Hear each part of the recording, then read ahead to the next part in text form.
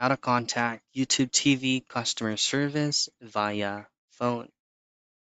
Now, there's actually two options or two ways for you to be able to reach out or report any issues that happen on your YouTube TV account.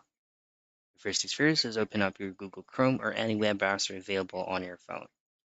Simply type in YouTube TV support.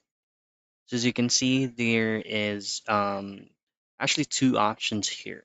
So the first option that you can go is you can reach out YouTube TV customer service via YouTube TV help. So this will redirect you to Google Help. And the other thing that you can do is via YouTube. So let's go ahead and try out via YouTube Help Center. Just simply tap on the second option right there. And then just zoom out a bit. Now from here, as you can see under Contact Us, if you need help, please visit our Help Center.